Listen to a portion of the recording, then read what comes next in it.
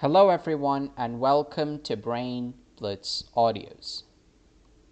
Today we will be looking at some questions of the CAT examination. In this episode of CAT curriculum, we'll be looking at some previous year questions of the CAT examination. Now this particular exam is divided into three particular sections, which are VARC, DILR, and today we'll be looking at QA or Quantitative Aptitude. So let's start off with our first question. The equation x cubed plus 2r plus 1x squared plus 4r minus 1x plus 2 equals 0 has minus 2 as one of the roots. If the other two roots are real, then the minimum possible non-negative integer value of r is. So this particular question doesn't have any options, so we'll have to solve this question from scratch. So if you look at the equation is x cubed plus 2r plus 1x squared plus 4r minus 1x plus 2 equals 0. So that's our given equation. We need to find out the non-negative integer value of r. Now, the biggest clue that we have is that one of the roots, so if you look at this equation's highest power is 3. That means it has 3 roots. We know that minus 2 is one of the roots. Now what does that mean? If minus 2 is a root, then we can consider x minus of minus 2, which is x plus 2, to be a factor of the given equation. So basically, if you know that a number is a root of an equation, then x minus that number would be a factor of the equation. So we know that x plus 2 is a factor of the equation x cubed plus 2r plus 1x squared plus 4r minus 1x plus 2. Now what we're going to do is we're going to rewrite this equation in the form x cubed plus 2x squared. So that gives us an x plus 2 that we can take out. And then the remainder of the x squared term would be 2r minus 1 x squared plus, in the term for x, we're going to rewrite it as 4r minus 2x plus x plus 2 equals 0. So what we did is we just rewrote the terms, the middle terms of the equation, in such a way that we form duos that we can then use to extract x plus 2 out of the equation. So if you look at it, the first term is x cubed, the second term is 2x squared. So x plus 2 can be taken out of this. And what we get is x here. X squared here. Then in the second duet, which is 2r minus 1x squared plus 4r minus 2x, we can again take x plus 2 out of it. And what we get is 2r minus 1 x. Because 2r minus 1x multiplied by x gives you this, and 2r minus 1x multiplied by 2 gives you this. And then the final equation would be 1 times x plus 2. The final two terms gives us 1 times x plus 2 equals 0.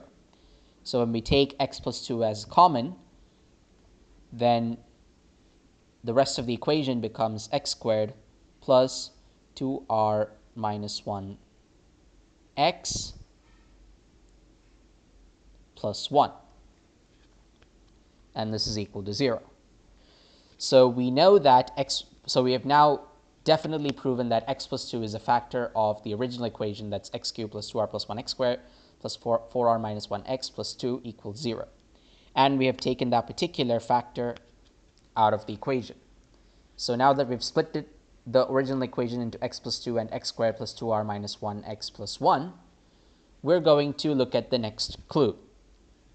The other two roots are real. We're going to assume we're going to assume that the other two roots are real. Now that means the roots of the equation x squared plus 2r minus 1x plus 1 are real. Now, if an equation of the form ax squared plus bx plus c equals 0 has real roots, then its determinant, which is equal to b squared minus 4 of ac, has to be greater than or equal to 0. So what we're going to do is we're going to use this particular formula for the determinant for an equation with real roots, and then we're going to substitute the values of a, b, and c. So the determinant here is b squared minus 4ac, which is equal to, b in this case is 2r minus 1, the whole squared, minus 4 times 1 times 1. So basically what we get is 2r minus 1 the whole squared minus 4. When we expand the bracket in the form a minus b the whole squared, we get 4r squared minus 4r plus 1 minus 4, which is equal to 4r squared minus 4r minus 3. So this is the value of the determinant, b squared minus 4ac. Now, we are assuming that the other two roots are real for our original equation, which means this value has to be greater than or equal to 0. So we're going to consider 4r squared minus 4r minus 3 is greater than or equal to 0.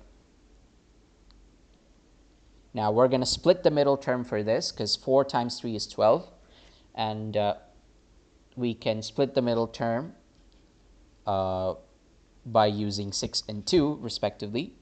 So we'll get 4r squared minus 6r plus 2r minus 3 is greater than or equal to 0. So we get the equation in the form of 2r minus 3. So when we take 2r minus 3 as common, so over here we still have r,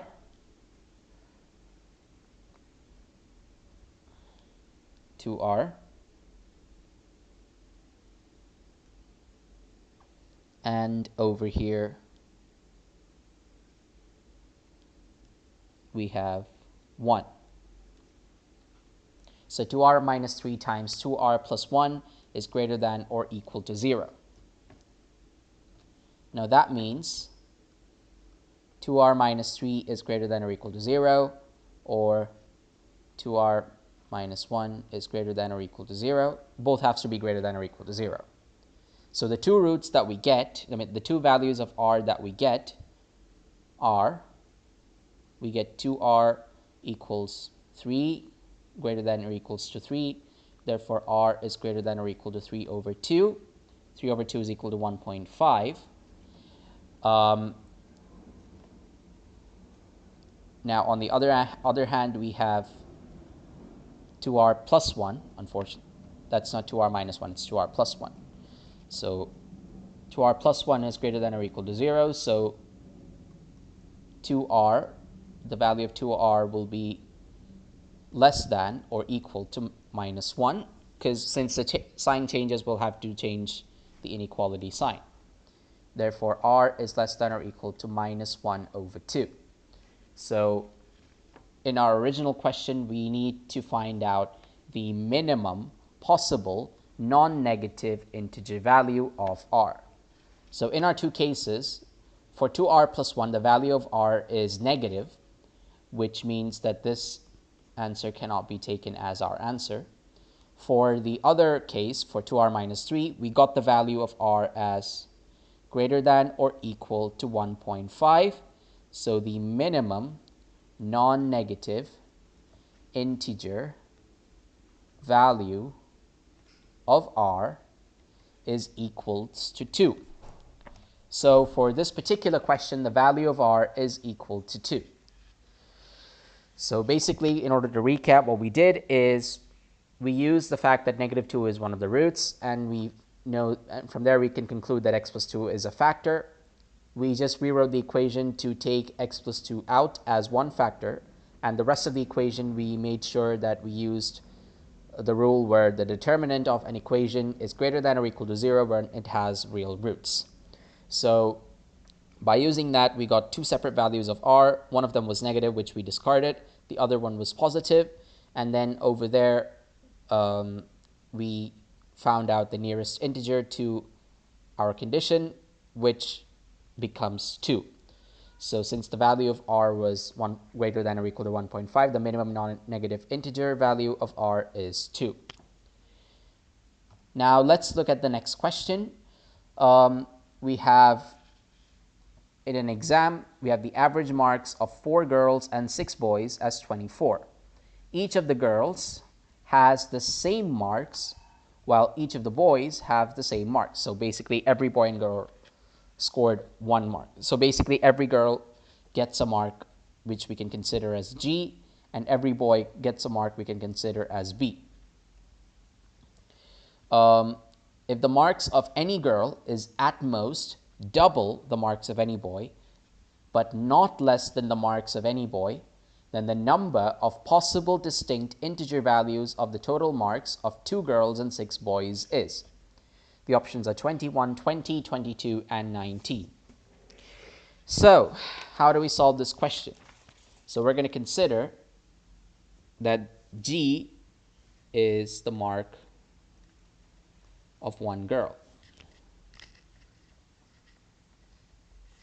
and B equals the mark of 1 boy.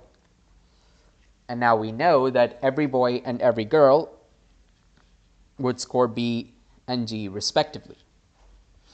So let's look at the first part of the question, which says the average marks of 4 girls and 6 boys is 24. Now what that means is 4G plus 6B divided by the total number of students here, which is 10, equals 24. Therefore, we get 4G plus 6B as equal to 240, which is 24 times 10. We're given in the third sentence, we're given that the marks of any girl is at most double the marks of any boy, which means we can say that the value of G is less than or equal to 2B. And the rest of the sentence says, but not less than the marks of any boy, which means it is less than or equal to B. So the inequality, the expression that we get is B less than or equal to G, which is less than or equal to 2B. So the minimum case is when B is equals to G, and the maximum is when G equals 2B. So the question we need to find is what's the value of 2G plus 6B. Now, the value of 2G plus 6B is basically the value of 4G plus 6B minus of 2G, which means the value of 2G plus 6B can be written out as 240 minus 2G. So our answer is dependent on what the value of G is. Hence, we need to find out the possible distinct integer values that this particular expression can take. So we're going to consider this equation to be important. So 2G plus 6B as equal to 240 minus 2G. So we're going to mark it as important in a box. Now we're going to consider two cases as we outlined before. Case 1, so if you look at the inequality here, we can lend ourselves to two cases. The first case is when this part is equal, or B equals G. So this is where the lowest scenario happens. So the mark of a boy is equal to the mark of a girl. So if B equals G, then 4G plus 6B will be equal to 240. There's no changes there. However, we're going to replace the value of b as g. So therefore, we get 4g plus 6g equals 240, which means 10g equals 240, or that the value of g is equal to the average that we got, which is 24. So the value of g is equal to 24. So what we're going to do is we're going to replace that in the other equation, which is 2g plus 6b. So 2g plus 6b is equal to 240 minus 2g, which is 240 minus 2 times of 24. That is 240 minus 48, which is equals to 10 minus 8 is 2, 13 minus 4 is 9, and you get 1. So the value of 2g plus 6b when b equals g is 192. So this is one boundary of the possible value of 2g plus 6b. Let's look at case 2. In case 2, we're going to consider the value of g as equal to 2b. So basically, this inequality is considered as equal. So g equals 2b. Now, when that happens, we know that 4g plus 6b is equal to 240. Now, this 6b can be rewritten as 3g. So therefore, 4 plus 3 times g equals 240, which means g equals 240 divided by 4 plus 3, which is 7. So this is the value of g. Now, over here, that means the expression 2g plus 6b will now be equal to 240 minus 2g, which means now we get 240 minus 2 times of 240 over 7.